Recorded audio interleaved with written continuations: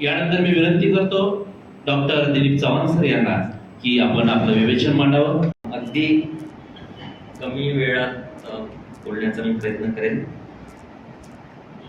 हा संपूर्ण कार्यक्रम थोडासा उत्सवी व्हावा असा प्रयत्न होता. त्यात हे फिट बसणारं सत्र नाही आहे.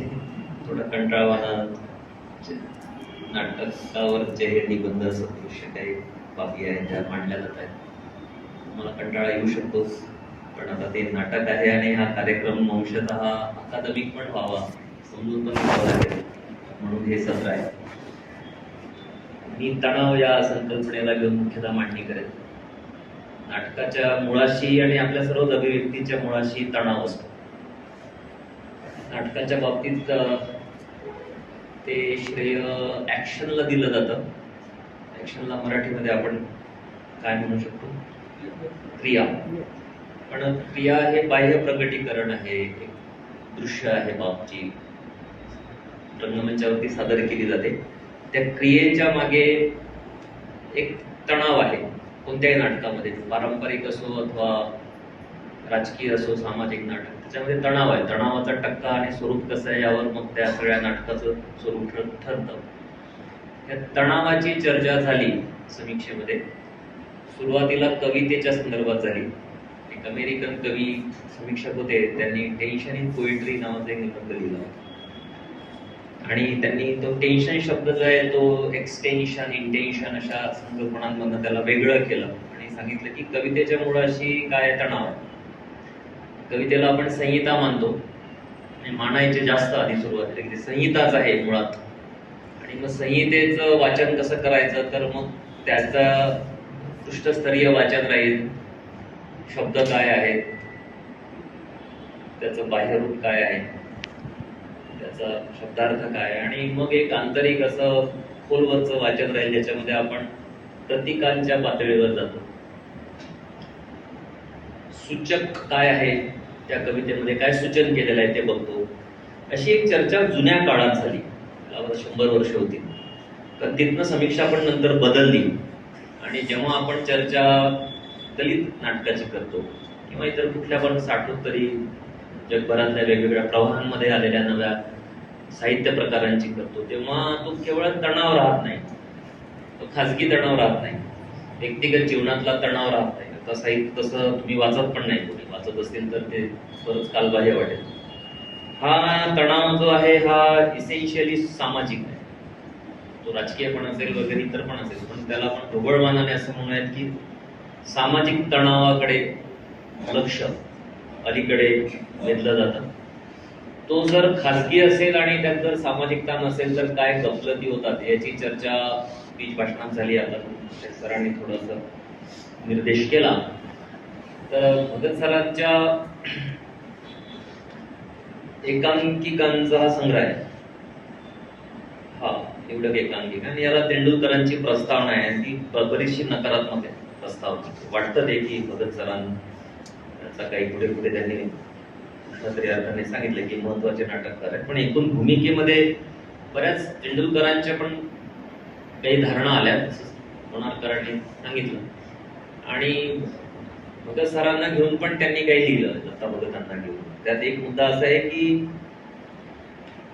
प्रेक्षकाला जे हवं आहे ते देण्याची व्यावसायिक नाटककाराकडे लागते ती तयारी भगत यांच्याकडे नाही. भगत यांची नाटकं पुणे मुंबईमध्ये सादर झाली, पण ती अनुषंगिक आणि काही प्रायोगिक आणि काही अपवादात्मक हौशी अगदीच काही अशा कुठल्या प्रसंगाने झाली, अन्यथा नाही. तेंडुलकरांचं तसं नव्हतं. तेंडुलकरांना आपण काही पारंपरिक नाटककारांच्या यादीमध्ये ठेवत नाही, तरी पण ते एक अत्यंत लोकप्रिय नाटककार म्हणून ते पुढे आले. पण तेंडुलकरांच्या मर्यादा काय होत्या? एक नाटककार म्हणून, एक साहित्यिक म्हणून, समीक्षक म्हणून, हे जसं आपल्याला नामदेवच्या कवितेला लिहिलेल्या प्रस्तावनेमध्ये दिसतं की त्यांना हे जग अनभिज्ञ होतं. या प्रस्तावनेमध्ये पण काही दिसतं. तेंडुलकरांच्या नाटकांच्या मर्यादांची एक चर्चा राम बागठांनी केली. अतुल पेठेंनी तेंडुलकर आणि हिंसा नावाचं एक माहितीपट तयार केलेला आहे, आणि त्यात बागठांनी तेंडुलकरांच्या हिंसेच्या मर्यादा सांगितल्या. त्या थोडंसं मी यासाठी सांगेल, थोडं विषयांतर वाटू शकतो. कारण नाटकामध्ये ज्याला आपण ऍक्शन म्हणतो त्याच्यामध्ये एक हिंसा असते, ती हिंसाच आहे. बऱ्याच वेळा ते अभिनयात येणार, संवादामधून येणार किंवा प्रत्यक्ष येणार. तेंडुलकरांच्या नाटकामध्ये ती प्रत्यक्ष आहे, भगतांच्या नाटकामध्ये काही वेळा ती प्रत्यक्ष आहे, पण मग ती सामाजिक असल्यामुळे ती प्रत्यक्ष दाखवण्याकडे त्यांचा कल नाहीये. मला काहीतरी करायचं आहे, मारायचं, ते प्रत्यक्ष मारणं हे त्यांच्या मध्ये महत्वाचं बनत नाही, पण त्या मारण्यामागची किंवा तशी एक प्रकारची इच्छा बाळगण्यामागची जी काही कारण मीमांसा आवश्यक आहे ती भगतांना महत्वाची वाटते. आणि म्हणून मग ते तेंडुलकर म्हणतात तसे काही ते व्यावसायिक दृष्ट्या खूप यशस्वी वगैरे असे नाटककार नाही आहेत. कारण नाटक पाहणाऱ्यांना जे हवं आहे ते तेंडुलकर देतात, ते भगत देतात. ते तेंडुलकर पण अप्रत्यक्षपणे सांगतात, पण ते बापटांनी खूप अग्रेसिव्हली सांगितलं तिथे. त्यांनी सांगितलं की एकतर तेंडुलकर हे हिंसेचं उदात्तीकरण करतात. सखाराम बाइंडर पाहताना ते प्रेक्षकाला कुठल्या प्रकारचा आनंद मिळत असेल, पण ते हिंसा बघणे ही एक माणसाची जर काही गरज असेल ऍट ऑल, तर ती तेंडुलकरांची नाटकं पूर्ण करतात का, हा एक भाग आहे.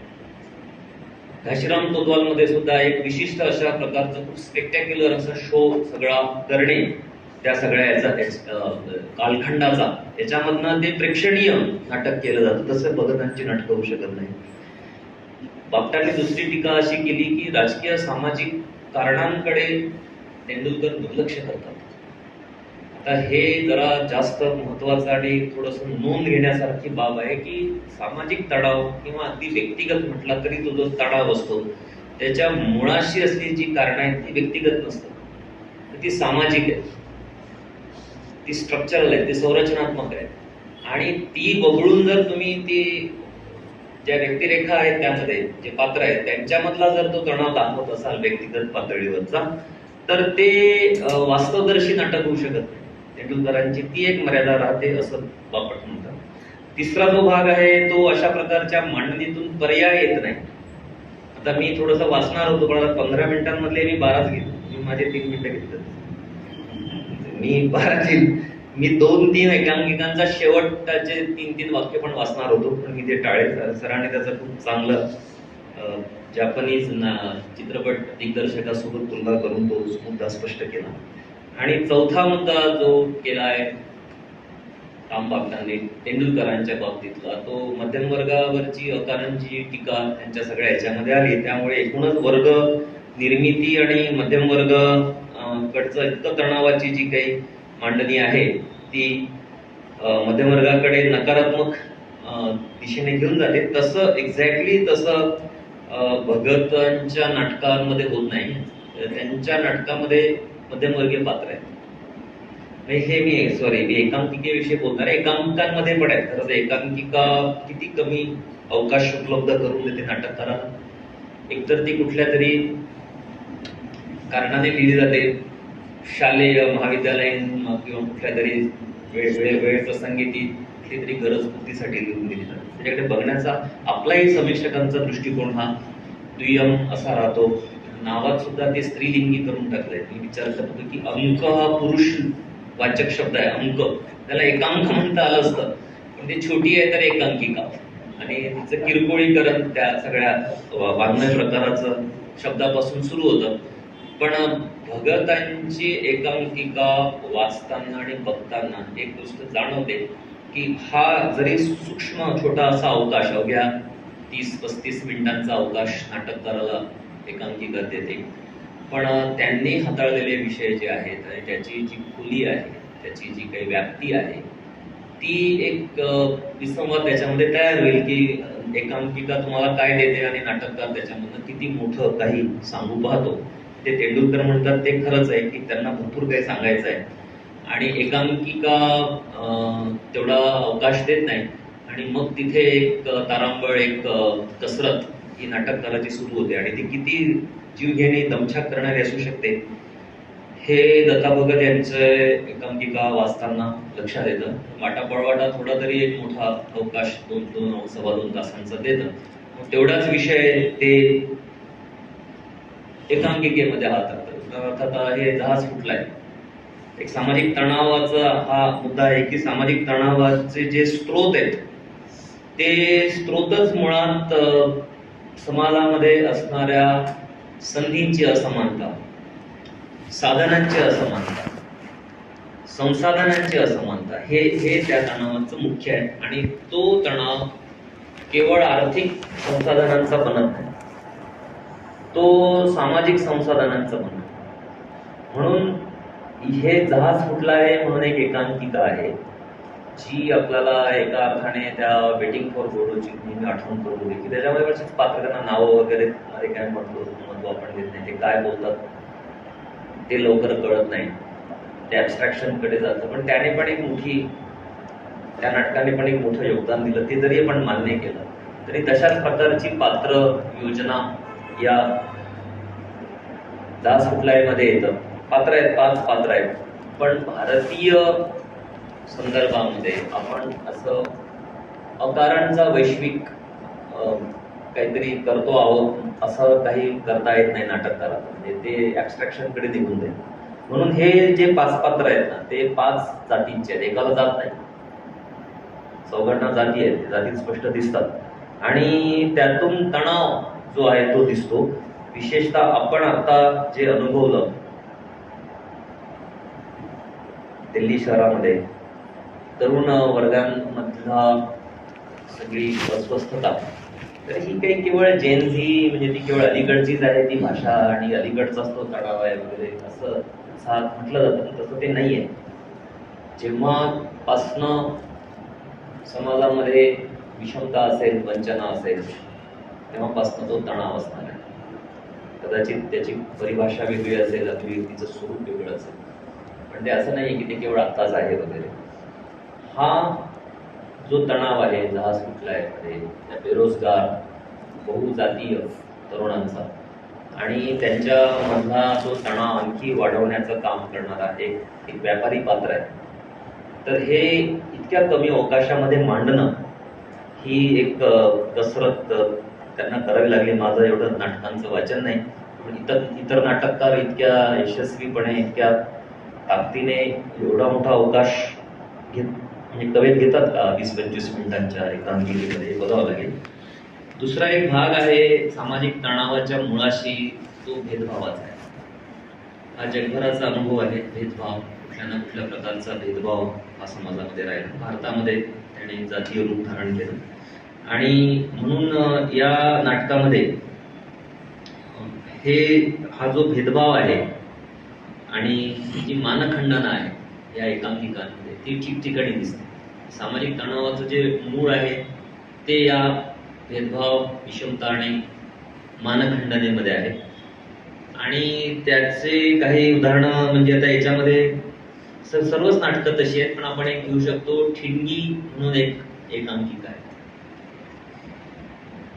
तिचा शेवट तोच आहे. आम्ही त्याची कथानक वगैरे सांगणार आणखी 2-2.5 मिनिटं जातील ते मी टाळतो. पण एक विद्रोही नायक आहे आणि तो दंडित होतो शेवटी, पण दंड त्याला होण्यापूर्वी तो शेवटी जे 7-8 वाक्य बोलतो रंगमंचावरती त्याच्यामधनं एक संदेश जातो. म्हणजे ज्या कारणांसाठी बऱ्याच वेळा दलित नाटकांवरती टीका पण होत असेल की नाटकाचा शेवट काय होतो, तो नकारात्मक होतो का सांगत नाही. तर ह्या एकांकिकांचा शेवट तसा होत नाही. तो जे छोटंसं निवेदन स्टेजवरून देतो त्याच्यामधनं तो सांगतो की क्रांती कदाचित मी करू शकत नाही, पण मी जे काही करतो त्याचं मोल मला आहे. छोट्या छोट्या घटना असतात विद्रोहाच्या, प्रतिरोधाच्या. क्रांती ही एक मोठी घटना असू शकते, ती घडेलच असं नाही, पण प्रतिरोधाचे जे क्षण असतात, विद्रोहाचे जे सूक्ष्म तरल असे जे काही अनुभव असतात व्यक्तिगत जीवनामध्ये किंवा कुठल्या तरी एका सामाजिक प्रसंगी, त्याचं मोल आपण कमी करू शकत नाही. आणि समाज बदलाची प्रक्रिया ही अतिशय सूक्ष्मतम तरल मानसिक पातळीवरती हाताळायची असते. ही जाणीव बुद्धापासून ते बाबासाहेब आंबेडकरांच्या विचारांमध्ये आहे. त्यामुळे इकडे क्रांतीची कल्पना अशी नाही की मोठी राजकीय मोठी अशी घटना जी राजधानीमध्ये होत असते, तर ती एक सूक्ष्म मानसिक बदलाची प्रक्रिया आहे आणि म्हणून ती जी तरलता आहे ती तरलता एकांकिकेमध्ये आणणं हे दिसतं आणि ते बहुतेक सगळ्याच एकांकिकांमध्ये आहे. तिसरा शेवटचा मी मुद्दा इथे करेल आणि थांबेल की सामाजिक तणावाचा एक स्रोत, एक बिंदू जो आहे तो परस्परांमध्ये असलेल्या विश्वासाचा अभाव आहे आणि जाती व्यवस्था तर त्यावर उभी आहे. म्हणजे इथे कुठलीही एक जात दुसऱ्या जातीवरच्या विश्वासासाठी अपात्र मानली जाते. आता उपवर्गीकरणामुळे नांदेडमध्ये 2 मोठे महाकाय मोर्चे निघणार आहेत. त्यातला एक आत्ता सुरू झाला असेल, आता 1 वाजला 2 वाजले ना. मोठा महाकाय मोर्चा आहे तो आणि त्याला प्रतिक्रिया म्हणून दुसरा एक मोर्चा होणार आहे पुढच्या महिन्यामध्ये. 2 दलित जाती आहेत ज्या एकमेकांच्या विरोधामध्ये उभ्या राहतात, किंबहुना त्या उभ्या केल्या जातात. ज्याची एक चुणूक आपल्याला जहाज कुठलाय मध्ये येतं की एक व्यक्ती आहे कुणीतरी, नेमाड्यांनी काय केलं ते 100 आणि 99 रूपक उभं केलं. एक आहे तो स्पॉइलर असतो. तर ह्या 2 जाती आता उभ्या केल्यात. तर ह्या एकटी एकांकिकेमध्ये दलितांमधल्या आंतरिक तणाव हा किती विकोपाला जाऊ शकतो जीवनामध्ये, प्रत्यक्ष व्यवहारामध्ये, याचं चित्रण आहे. हे ज्याला उल्लेख झाला आत्मटीका. गेल ऑम्वेट म्हणायच्या की दलित चळवळीमध्ये सगळ्यात मोठी कोणती बाब आहे जी कदाचित इतर कुठल्या रॅडिकल चळवळीमध्ये नाहीये, ती लोकशाहीची आहे. एकमेकांच्या विरोधामध्ये बोलणे, एकमेकांना काळं फासणे, एकमेकांशी न बोल कुठलाही व्यवहार न करणे, इतके मतभेद असणे. तुम्ही बघत असाल समाजामध्ये किती प्रकारचे अंडरकरंट्स आंबेडकरी चळवळीमध्ये आहेत आणि ते गेल म्हणतात की एक डेमोक्रेसी.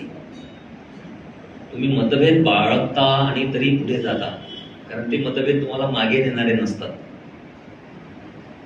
ही डेमोक्रेसी प्रत्यक्ष व्यवहारामध्ये तेव्हा 2 जाती येतील तेव्हा ते दिसेलच असं नाही. हे पण दुसरं वास्तव आहे आणि ते मांडण्यासाठी तुम्हाला धैर्य लागेल. ते धैर्य किती लोक बाळगतात माहिती नाही. नाटककारांमध्ये किती नाटककारांनी बाळगलं हे माहिती नाही मला. दलित जातींमधल्या तणावाचं चित्रण जे इतिहास काळापासून आहे, मांग आणि महार या दोन्ही अगदी तळच्या जाती आहेत, पण त्यांच्यामधला तणाव हा इतिहासामधून तो निर्माण झालेला आहे आणि समकाळाने त्या तणावाला उग्र असं एक रूप दिलेलं आहे. त्याचा प्रत्यय आज राजकारणामध्ये आपल्याला दिसतोय, पण तो नाटकामध्ये एका छोट्या स्पेस जो आहे त्या स्पेसमध्ये त्यांनी एक पात्र मध्यवर्ती ठेवून केलं. ती मुलगी आहे, तरुण आहे, दलित, ती मध्यवर्ती आहे या एकांकिकेची आणि तिचा शेवट आपल्याला नोरा एकदम आठवेल की ती एकटीच आहे ना. ती घराच्या बाहेर पडताना ती एकटी आहे. ती घराच्या बाहेर पडताना तिच्यासोबत कोणी नाही. बाहेर असुरक्षितता असेल तरी ती एकटी आहे आणि ती बाहेर पडण्यासाठीची कृती करते. केवळ युरोपला नाही, सगळ्या जगाला हलवणारी ती कृती होती. नाट्यक्षेत्र गदागदा हलवणारी ती कृती होती. तशा प्रकारचा शेवट या नाटकामध्ये आहे आणि तिचं एक सूचक भाष्य पण आहे त्याच्यामध्ये. म्हणजे तो एक खूप संतुलन बघत हाताळतात नाटकामध्ये की ऍक्शन आणि मग त्यातले थॉट याच्यामध्ये तुम्हाला एक काहीतरी बॅलन्स साधावं लागेल नाटकामध्ये. ते खूप थॉटकडे झुकू नये, खूप ऍक्शनकडे झुकू नये. पण शेवट जे ते पारूचं जे निवेदन आहे ते तुम्हाला अंतर्मुख करतं आणि पूर्ण पितृसत्ता जात याच्यामधला जो आंतरसंबंध आहे, जो परस्परांना घडवण्याचे ज्या प्रक्रिया आहेत त्या केवळ ब्राह्मण जातीमध्ये नाही आहेत. त्या दलित सुद्धा जर जात असेल एखादी दलितांमधली तर ती सुद्धा तिच्या पण आंतरिक रचना ह्या जात एका बाजूला आणि पितृसत्ता एका बाजूला यांच्या आंतरिक संबंधांमधूनच जात आणि समाज तयार होतो. तो जो जाती समाज असतो तो हे सगळं उलगडून दाखवते ते एकटी नावाची एकांकिका. या संपूर्ण याच्यामध्ये मुळाशी मला असं वाटलं की एक तणाव आहे. तो तणाव आपण बघावा, त्यातूनच कदाचित या तणावाच्या निराकरणाच्या शक्यता तयार होतात आणि नाटककार हेच अपेक्षित करतोय. तेंडुलकरांसारखं तो रंजन आहे, रंजनाकडे जात पण नाही. त्या तणावाचं निराकरण कसं होईल, रिझोल्युशन कसं होईल, त्याला विकासने ते सोशलिस्ट रिअलिझम म्हणते. तुम्हाला नुसतं हे दाखवायचं नाही वास्तव, तर त्या वास्तवाच्या मुळाशी असलेल्या कॉन्ट्रडिक्शनचा पण एक निराश समाजामध्ये करता यायला पाहिजे. मला असं वाटतं की भगत यांची जी नाटकं आहेत ते त्या दिशेने जातात. विशेषतः एकांकिका पण ते मांडण्याचा मी थोडासा अल्प असा प्रयत्न केला. सगळ्यांचे आभार.